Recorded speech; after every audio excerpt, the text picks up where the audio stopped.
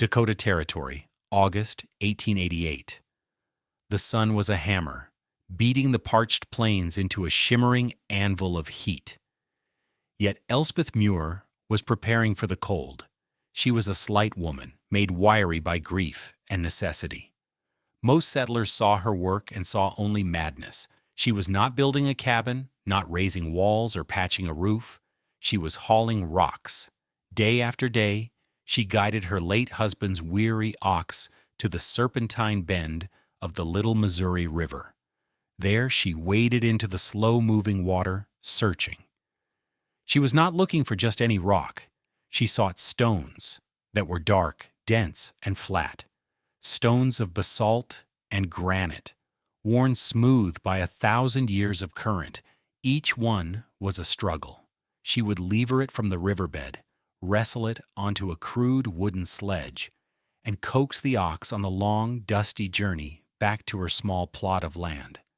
There, beside the simple log cabin her Angus had built, was a hole, a shallow, rectangular pit where the cabin's floor should have been.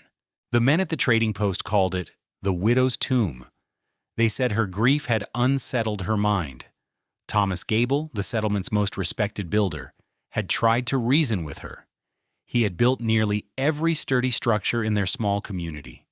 He understood wood, wind, and winter. He did not understand this. He had watched her for a week before approaching, his hands tucked into the pockets of his worn leather apron. He saw a woman engaged in a ritual of pointless, back-breaking labor. What she was doing made no sense. It violated every principle of frontier construction he held dear. This solitary widow, with hands raw and a face set like flint, was laying a foundation of madness. The community watched her toil under the punishing sun, certain she was digging a grave for her family's hopes, one stone at a time. They saw a woman lost to sorrow. But what did this Scottish woman, daughter of a lighthouse keeper, understand about stone and sun that every seasoned prairie builder had tragically missed? Her work was not an act of grief. It was an act of war, a meticulously planned campaign against the coming enemy, the Dakota winter. If you want to understand the forgotten physics that allowed pioneers to turn simple, sinking full natural materials into ingenious survival engines, subscribe to this channel right now. We unearth the lost wisdom of those who survived against impossible odds. Drop a comment and let us know what part of the world you're watching from. The problem in that part of the world was simple. It was absolute. The cold was not merely an inconvenience. It was an active predator. It hunted the careless and the unprepared. It found every crack, every seam, every chink in a cabin's armor. Winter began not in December, but in October, with a sharpening of the wind. By November, the ground was frozen solid. By January, the world was a void of white and gray, and the air itself felt brittle enough to shatter. Temperatures of 20 below zero were common. 40 below was a trial. 50 below, with the wind howling, was a death sentence for anyone caught outside. The settlers fought back with the only weapons they had: wood and fire. The standard cabin was a fortress of logs, the gaps stuffed with a mixture of mud, moss, and grass. At its heart was the cast-iron stove, a hungry god that demanded constant tribute. Survival was measured in cords of wood. A man spent his autumn not just harvesting his crops, but harvesting BTUS. He felled cottonwoods in the river bottoms, hauled them, split them, and stacked them. The woodpile was a more accurate measure of a family's wealth and security than any account at the bank. But it was never enough. The conventional wisdom was flawed, fatally so. A log cabin, no matter how well chinked, was a thermal sieve. Wood is an insulator, yes, but it has very little thermal mass. It cannot hold heat. The iron stove radiated intense, immediate warmth. But the moment the fire sank, that warmth vanished. The heat rose to the ceiling and bled out through the roof and walls into the frozen air. The cold would then reclaim its territory. It crept back in across the floorboards. A rime of frost would appear on the interior walls. Water in the bucket would freeze solid a few feet from the stove. Families slept in layers of wool and canvas, their breath crystallizing in the air above their faces. The previous winter, Elspeth's husband, Angus, had succumbed to a lung fever, his coughing fits made worse by the cabin's damp, penetrating chill. She had listened to his labored breathing in the dark, feeding log after log into the stove, knowing it was a battle she was losing. The fire kept them from freezing, but it could not create a truly warm, healthy space. It created a small pocket of survivable heat in an ocean of lethal cold. Elspeth knew a different way. She was born and raised on the Isle of Skye, a place of relentless wind and damp, where the North Atlantic threw itself against cliffs of ancient stone. Her father was not a farmer or a rancher. He was a stonemason and later the keeper of the Niced Point lighthouse. He built with stone, because stone endured. He understood its nature, its weight, its permanence. He had taught her things most people never considered. He taught her how the dark stone of the cliffs would feel warm to the touch hours after the sun had set. "Stone has a long memory for the sun, lass," he would say, his hand flat against a basalt face. "It holds on to warmth like a miser holds a coin." He taught her that a small, steady fire in a stone hearth could warm a crofter's cottage for a full day, because the stone itself became the source of heat, radiating it gently and evenly long after the flames died down. When Angus died, that memory became her blueprint. She looked at her two small children, Isla and Jamie, and saw the same vulnerability that had taken their father. She looked at the towering woodpile and saw a precarious, exhausting dependence. She refused to live another winter as a slave to the stove. She would build a battery for the sun. So she began to dig. First, she and her son Jamie, who was only 10, but had his father's determination, prized up the rough-hewn floorboards of their cabin. They exposed the dark, cold earth beneath. Then they dug deeper, excavating a pit 2 feet deep that spanned the entire 15 by 15-foot area of their single-room home. This was the first act that drew the neighbors' scorn. A dirt floor was a sign of the deepest poverty.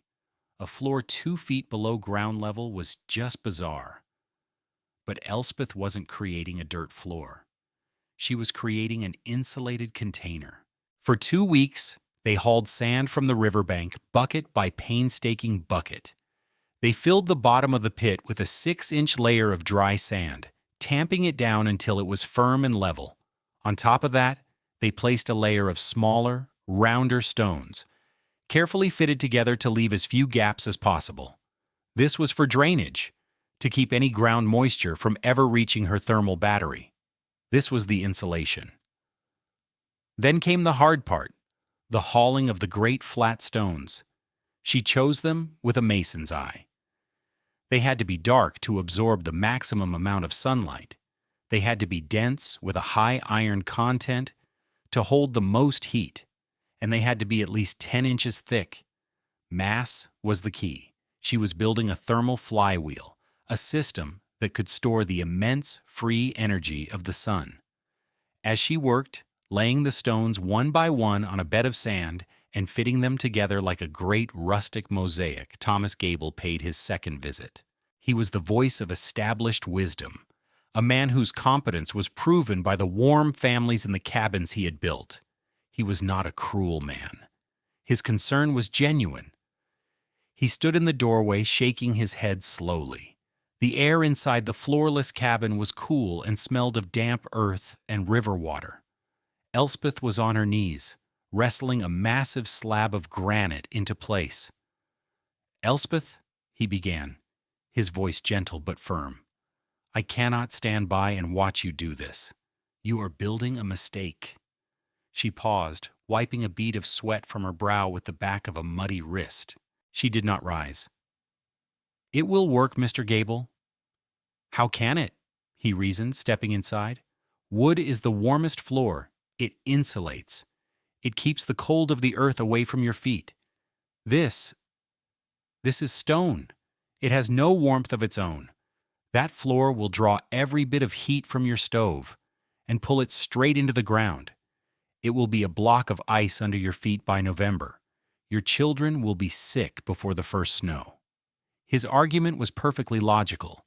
It was based on every known principle of construction on the prairie. Stone felt cold to the touch because it was conductive. It pulled heat away from the body. Elspeth looked at the half-finished floor, then back at him. Her reply was simple, devoid of defiance. "Stone holds what you give it." Gable pressed on, his concern making him insistent. "And what are you giving it? The sun from that one window? For a few hours a day? It's not enough. The winter nights are 17 hours long. Any warmth it gains will be gone in an hour. Then the stone will start taking. It will take the warmth from the air, from your fire, from your children's bodies. It's a heat sink. You're building an icebox." He had even coined the community's new name for it, Elspeth's Icebox. It was more pointed than the widow's tomb, more technical in its mockery. It sounded like an expert's verdict. The word spread. At the trading post, men would discuss it over barrels of nails and sacks of flour. They pitied the Muir children. The women at the church social whispered their concerns. Some offered to take the children for the winter, a kind gesture wrapped in a damning judgment of Elspeth's fitness as a mother. She politely refused them all. Her response to the ridicule was silence and more work. She and Jamie finished laying the massive stones. Then they began the final, crucial step. They filled the gaps between the great stones with a mixture of sand, clay, and fine gravel, sweeping it into every crack and crevice. Then, they poured buckets of water over it, letting the mixture settle and harden, creating a solid, seamless mass. The floor was a single, monolithic entity of dark stone, 12 inches thick. The system was now complete. It was an engine designed to run on a single, inexhaustible fuel. The large south-facing window Angus had built at her insistence, another oddity that set their cabin apart, was the engine's intake valve. It would allow the low winter sun to stream in all day, its rays falling directly onto the dark stone floor. The floor itself was the battery. All day long, the immense thermal mass of the stone, several tons of it, would absorb solar radiation. It would drink in the light and heat, storing the energy deep within its crystalline structure. It was a slow process, but like filling a vast reservoir, the sheer volume of storage was immense. The well-chinked log walls of the cabin were the container, preventing the stored energy from escaping too quickly. At night, as the temperature outside plummeted, the physics would reverse. The cabin air would cool, and the temperature differential would trigger the release. The stone floor, now warmer than the air, would begin to radiate its stored energy back into the room. It wouldn't be a blast of heat like a stove, but a gentle, steady, pervasive warmth rising from the floor itself. The floor had become the hearth. A hearth that covered the entire cabin. She had built a sun trap, a piece of the Scottish coast, reimagined for the Dakota plains, a silent, passive machine for living. The community saw a foolish woman laying cold stones. Elspeth saw a reservoir of warmth, waiting to be filled. Then December came. The sky turned the color of lead, and the wind began to howl a familiar, mournful tune. The first blizzard of the season was a test, a skirmish before the real war. It lasted 2 days. Elspeth's floor performed as she expected. The cabin remained cool near the walls, but the core was livable. She used half the wood she had used during a similar storm the year before. It was a success, but not a spectacular one. The mockery softened to mere skepticism. The real test came in the second week of January, 1889. It arrived not as a storm, but as an invading army of Arctic air. Meteorologists would later call it the Great Cold Wave. The settlers of the Dakota Territory just called it death. It began with an unnatural stillness. The sky was a brilliant, cloudless blue, but the sun offered no warmth. The temperature at dawn was 10 degrees below zero. By noon, it was 20 below. By sunset, it had fallen to 35 below zero, and the wind had picked up. The world outside the cabins ceased to exist. It became an abstraction of noise and lethal cold. The wind shrieked, a physical force that drove needle-fine ice crystals through the tiniest cracks in the log walls. The wood of the cabins groaned and popped in the crushing cold. Ink froze in its wells. Metal became so brittle it would shatter like glass. Inside every cabin but one, a desperate battle was being fought. Families were huddled around their stoves, feeding them constantly. The iron glowed cherry red, but the heat felt thin and useless. It was sucked away as fast as it was produced. The floors were ice cold, forcing everyone to keep their feet propped up. The walls were covered in a thick layer of frost that grew steadily inward. In Thomas Gable's cabin, the situation was grim. He, the master builder, was failing. He had built his own home as a showcase of his skill. The logs were perfectly scribed, the chinking thick and tight. Yet the cold was winning. He had already burned through a quarter of his remaining wood in just 2 days.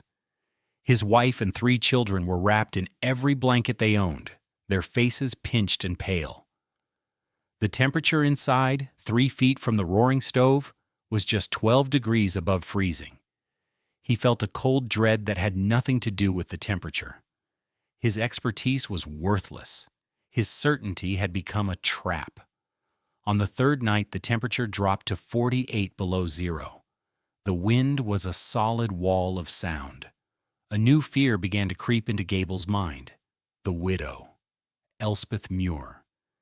He imagined her and her 2 small children in that cabin with its floor of solid stone. A floor he had personally guaranteed would be a slab of ice. He pictured them huddled together, their fire long since extinguished, the cold seeping up from that monstrous, heat-sucking floor. The image haunted him. He was a good man, a decent man. His mockery had been born of genuine concern. But what if his certainty had been wrong? What if his public dismissal had stopped anyone else from helping her? The guilt was a sharp, physical pain. He had to know. He couldn't bear the thought of them freezing to death alone, partly because of his own proud dismissal of her idea. Stay with me, because what this respected builder found when he fought his way to that isolated cabin would shatter every idea he had about survival on the frontier. If you find this story of ingenuity inspiring, hit that like button right now for the forgotten innovators of the past. It tells the algorithm that this kind of history matters. He pulled on his thickest coat, wrapped his face in wool until only his eyes were exposed, and told his wife he was going to check on the Muirs. She begged him not to. The short, 200-yard walk was a life-threatening journey, but his conscience gave him no choice. The moment he stepped outside, the cold was a physical blow. It stole the breath from his lungs. The air was so cold it felt like inhaling tiny shards of glass. The wind tore at him, trying to find a way into his clothing. The snow was not falling. It was a horizontal, blinding torrent. He navigated by memory, keeping the faint orange glow of his own cabin window to his back. The journey felt like miles. His beard froze solid within seconds. His eyelids felt heavy, trying to freeze shut. He stumbled through drifts that were waist-deep, his legs burning with effort. He was fighting for every step. He was a strong man, in his prime, and the journey nearly broke him. He finally saw it, a faint, soft light from Elspeth's window. He staggered to the door, his lungs aching. and pounded on it with a gloved fist that had lost all feeling. The door swung open, and the world changed. It was not a blast of heat that hit him, it was a wave. A gentle, pervasive, impossible wave of warmth. It wrapped around him, melting the ice from his beard, seeping into his frozen clothes. It was the kind of warmth he hadn't felt in days. It was the warmth of a mild autumn afternoon. He stumbled inside, pulling the door shut against the screaming wind, and stared. His mind simply could not process the scene before him. The cabin was bathed in the soft, steady light of 2 oil lamps. Elspeth Muir was standing at a wooden table, kneading bread. She was in her shirt sleeves. Her face was calm, her movements unhurried. The air smelled of yeast and warm stone. On the floor, the great dark stone floor he had called an icebox, her 2 children were playing. They were playing with small wooden animals, and they were barefoot. Barefoot. Their small feet were planted firmly on the smooth, dark stone. Gable's gaze swept the room, desperately seeking an explanation. There was no frost on the walls, none. The single-pane window had a little condensation at the edges, but the center was clear. He looked at the stove. A small, calm fire flickered within it. The stove door opened to let out its gentle glow.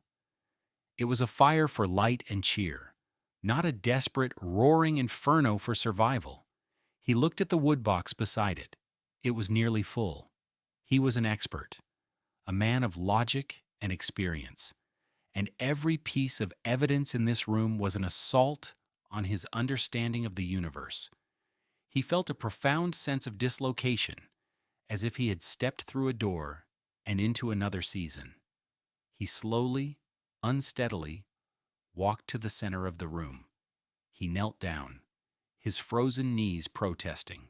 He pulled off a glove with his teeth and placed his bare palm flat against the stone floor. The sensation was the final, devastating piece of proof. The stone was not hot. It was not cold. It was warm. It radiated a deep, constant, living warmth. It was like placing his hand on the flank of a sleeping animal. He could feel the stored energy of days of sunlight pulsing gently into his skin. He understood. The floor itself was the furnace. The entire cabin was a slow, radiant oven. He looked up at Elspeth, his eyes wide with a dawning, terrifying comprehension of how wrong he had been. His voice was a hoarse whisper. "How much wood?" Elspeth looked over from her bread, her expression calm. "I add a log or 2 in the morning to help the sun along, and 1 before bed. No more than that." Gable's mind, the mind of a builder and a survivor, did the calculation instantly. She was using, at most, 1/10 of the wood he was. 1/10. In conditions that were 40 degrees colder. He was burning through his life supply to achieve a room temperature of 12 degrees. She was using almost nothing to create this impossible, barefoot warmth. The numbers were not just undeniable. They were a judgment. They were the complete and total demolition of his entire professional life. He rose to his feet, his body trembling not from the cold he had just left, but from the sheer, shocking force of this revelation. He looked at the children playing safely on the warm floor. He looked at the nearly full wood box. He looked at the woman in her shirt sleeves. He met her eyes, and all the pride, all the certainty, all the casual, paternalistic scorn he had ever felt crumbled to dust. "Elspeth," he said, and his voice broke. "I was wrong. I was so completely, arrogantly wrong. What you've done here, what I called your folly, it's not a tomb. It's the warmest, safest house in this whole territory." He took a breath, the warm, clean air filling his aching lungs. "You have to teach me, please. You have to teach me how this works." When the great cold wave finally broke 5 days later, The settlers emerged from their cabins like survivors from a shipwreck. The toll had been terrible. Dozens of livestock had frozen to death in their barns. 2 trappers who had been caught out on the plains were found frozen solid. Every family had a story of fear, of dwindling wood piles, of a desperate, losing battle against the cold. And then, a new story began to circulate. It started with Thomas Gable. He did not tell the story with shame, but with the fervor of a convert. He described the warm air that met him at the door. He described the children playing barefoot on the stone floor. He described the full wood box. He described the calm, steady warmth that had nothing to do with a raging fire. At first, people didn't believe him. It sounded like a fever dream, a fantasy born of cold-induced delirium. But Gable was the most practical, least fanciful man they knew. His word carried weight, and he was relentless. He took other men to see it. He made them put their own hands on the floor to feel the impossible warmth for themselves. Paragraphs dash paragraphs. The mockery died overnight. It was replaced by a stunned, hungry curiosity. The widow's icebox was now spoken of with a new name: the Muir floor. Elspeth, who had endured months of isolation and ridicule, now found her cabin was the busiest in the settlement. People came not to offer pity, but to ask questions. She answered them all. With the quiet, simple patience of a teacher, she explained what her father had taught her.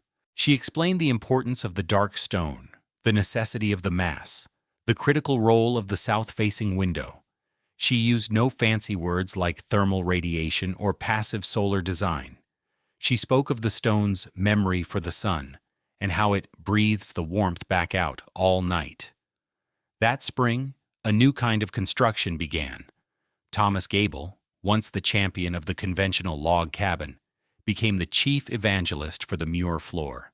He worked with Elspeth, combining her intuitive, old-world knowledge with his practical construction skills. They learned and adapted. They discovered which local stones worked best. They figured out the optimal depth for the stone mass relative to the size of the cabin. The first few families to install a Muir floor did so with a leap of faith. But the following winter, their experiences confirmed Gable's story. While their neighbors were still locked in the relentless cycle of chopping wood and feeding the stove, they lived in a new kind of comfort. They used a fraction of the firewood. Their homes were not just survivable, they were pleasant. Within 5 years, nearly every new cabin built in that region was constructed around a Muir floor. It became the new standard, the local architectural vernacular. The design changed the economy of survival. The immense labor of stockpiling wood was drastically reduced, freeing up time and energy for other vital tasks. The health of the community improved, with fewer cases of the lung ailments that plagued frontier settlements. Elspeth Muir never sought fame or fortune. She took no payment for her knowledge. Her reward was watching her children grow up healthy and strong in a warm, secure home. Her reward was seeing her neighbors' children, safe from the brutal cold that had claimed her husband. She remained a quiet, respected figure, the woman who had taught them how to harvest the sun. Her name was attached to the method not through any act of self-promotion, but organically, as a simple statement of fact. It was her idea. It was the Muir floor. The true impact of her innovation wasn't measured in degrees on a thermometer or in cords of wood saved. It was measured in human lives. It was measured in the simple, profound dignity of a family able to move freely in their own home during the depths of winter. It was measured in a baby surviving its first brutal Dakota winter, sleeping soundly in a room where the air was gentle and warm. It was measured in the quiet confidence that replaced the gnawing fear of the cold. Elspeth Muir hadn't just built a better floor. She had given her community a foothold against the wilderness, a foundation of warmth and security built from the very stones beneath their feet. The story of Elspeth Muir is a powerful lesson. It speaks to the conflict between entrenched tradition and radical innovation. Thomas Gable and the community were not foolish. They were operating on the best knowledge they had. Their mistake was an arrogance of certainty, a dismissal of an idea simply because it was unfamiliar and came from an unconventional source, a grieving widow. Elspeth's wisdom was older, rooted in deep observation of the natural world. What she built was, in essence, a perfect, passive solar heating system. The principles she applied are the same ones used today in advanced green architecture.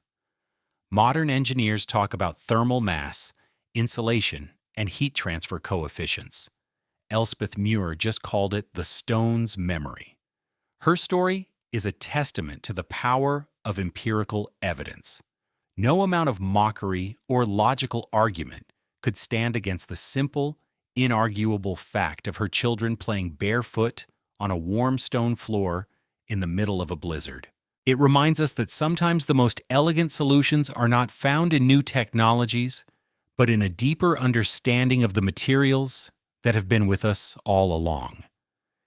If this story of frontier ingenuity has changed the way you think about a simple stone, hit that like button. Subscribe for more stories of forgotten wisdom and the remarkable people who wielded it. And drop a comment below telling us, what's the coldest winter you've ever had to endure? We read every one. The story you have just heard is a fictionalized account created for educational and entertainment purposes. While the engineering and physics principles of thermal mass and passive solar design are real and have been used historically, the characters, names, and specific events depicted are products of a narrative imagination. This content does not constitute professional engineering or construction advice,